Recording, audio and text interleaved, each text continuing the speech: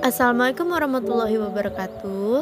Hai semuanya, perkenalkan saya Sabrina Nur Anissa dengan NIM 2110602011 dari kelas Ekonomi Syariah 1 Fakultas Ekonomi dan Bisnis Islam mahasiswi UIN Raden Fatah Palembang. Nah, mengenai tentang mata kuliah yang sedang saya pelajari yaitu tentang lembaga keuangan, di sini izinkan saya untuk membahas tentang bank dan riba. Tentunya teman-teman sekalian tidak asing kan dengan yang namanya bank dan riba.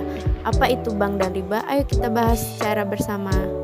Di sini bisa kita lihat ada dua pengertian bank. Yang pertama, pengertian bank secara umum. Bank adalah sebuah lembaga keuangan intermediasi yang umumnya didirikan dengan kewenangan untuk menerima simpanan uang, meminjamkan uang, dan menerbitkan surat sanggup bayar.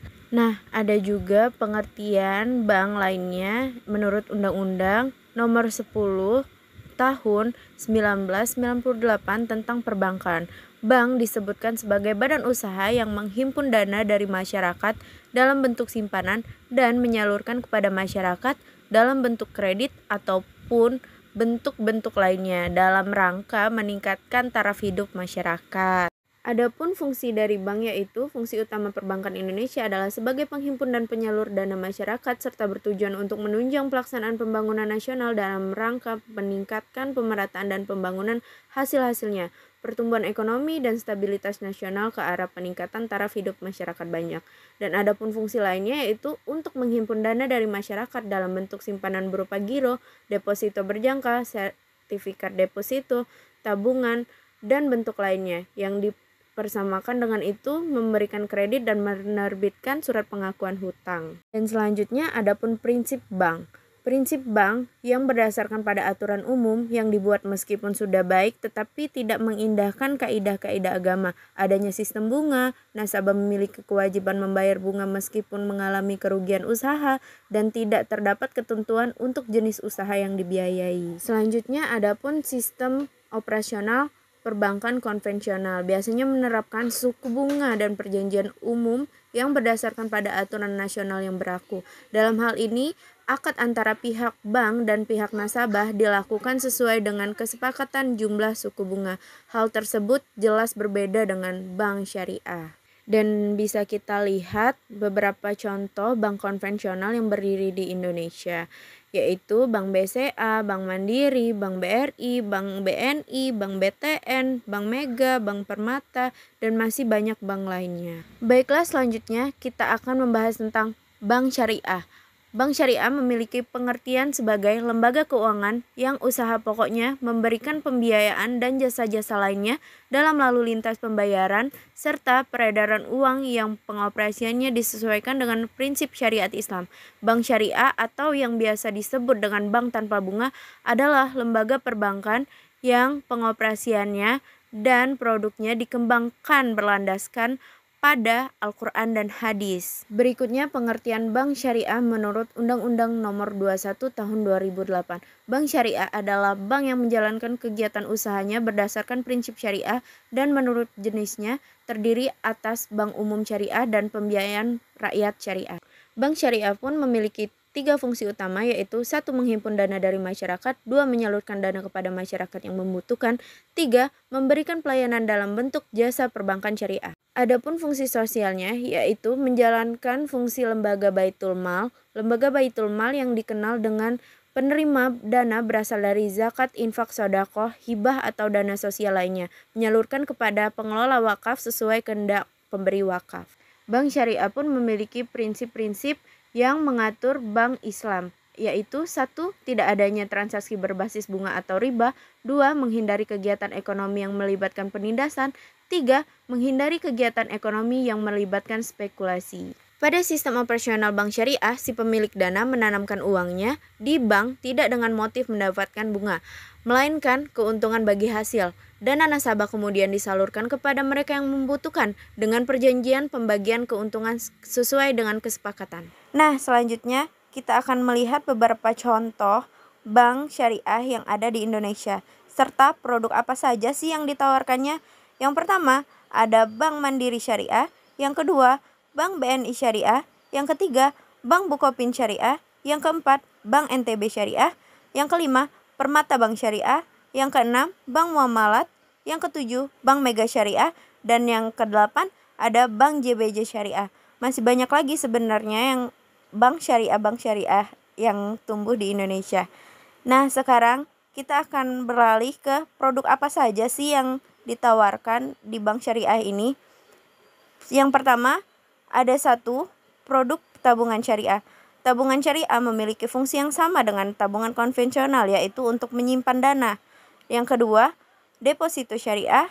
Yang ketiga, gadai syariah. Yang keempat, pinjaman syariah. Dan yang terakhir kelima, ada giro syariah. Nah, melalui penjelasan tadi, di sini kita dapat menyimpulkan beberapa perbedaan antara bank konvensional dan bank syariah. Di sini yang pertama, bank konvensional merupakan sebuah bank yang menjalankan semua kegiatan usahanya secara konvensional. Sedangkan pada bank syariah merupakan bank yang menjalankan kegiatan usahanya berdasarkan pada prinsip syariah. Yang kedua, bank konvensional menggunakan sistem berbasis bunga, sedangkan pada bank syariah menggunakan sistem bagi hasil. Yang ketiga, bank konvensional menggunakan akad berdasarkan hukum positif, sedangkan pada bank syariah menggunakan akad berdasarkan hukum Islam. Yang terakhir, yang keempat, bank konvensional umumnya melakukan perjanjian secara hukum nasional.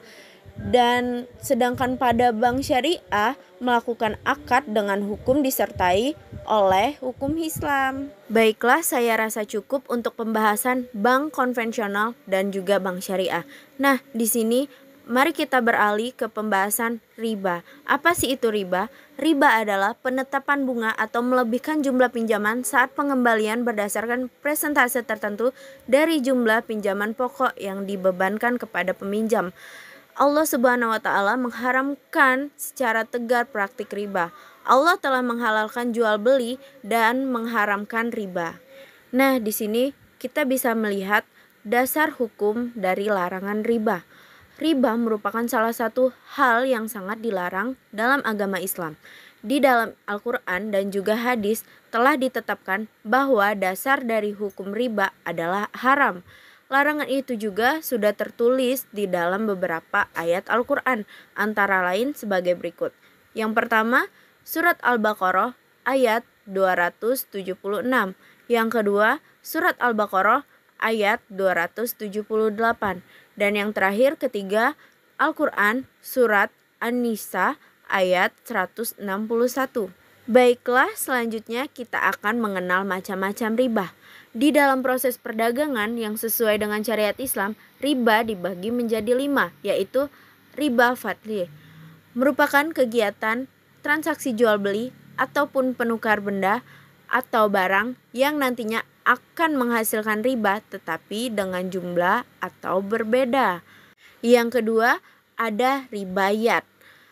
Untuk riba jenis ini dijelaskan bahwa riba tersebut adalah hasil dari transaksi jual beli dan juga penukaran barang yang nantinya akan menghasilkan riba ataupun non-ribawi. Yang ketiga, ada riba nasi'ah.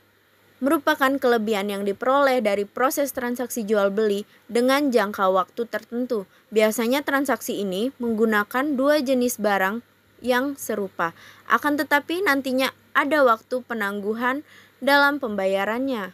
Yang keempat, riba qardah. Merupakan tambahan nilai yang diperoleh karena dilakukan pengembalian pokok nominal hutang dengan beberapa syarat yang berasal dari pemberi hutang. Dan yang kelima, yang terakhir, riba jahiliyah. Merupakan tambahan atau kelebihan jumlah nominal pelunasan utang yang sudah melebihi pokok jumlah peminjam. Selanjutnya kita akan mengetahui apa sih bahaya dan dampak dari perbuatan riba. 1. Yaitu bersifat rakus. 2. Dosa riba lebih besar daripada dosa zina. Yang ketiga, pelaku riba adalah orang yang memiliki hati serta jiwa yang kotor. Yang keempat, disiksa Allah di akhirat. Yang kelima, perbuatan riba akan mengundang azab dari Allah Subhanahu wa Ta'ala. Yang keenam, tidak ada mudaratnya. Yang ketujuh, menyebabkan adanya krisis ekonomi. Yang kedelapan, akhlak orang Yahudi. Yang kesembilan, menghilangkan ketakwaan dalam diri. Yang kesepuluh, laknat Allah untuk orang-orang yang melakukan riba. Nah, yang berikutnya adalah cara agar kita dapat terhindar dari riba. Yang pertama, memperkaya ilmu tentang bahaya dan akibat dari riba. Yang kedua, melakukan transaksi dengan cara-cara yang halal. Yang ketiga, menyimpan uang pada bank syariah. Yang keempat, tabungan dengan akad wadiah atau tanpa bonus. Islam memang memperbolehkan pinjaman asalkan tidak ada unsur ribanya. Baiklah, mungkin itu saja paparan materi yang dapat saya sampaikan kepada teman-teman. Jangan lupa like, comment, and subscribe guys.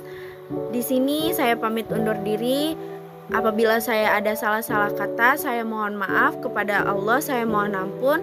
Wallahu muwaffiq ila aqwamit thoriq. Wassalamualaikum warahmatullahi wabarakatuh.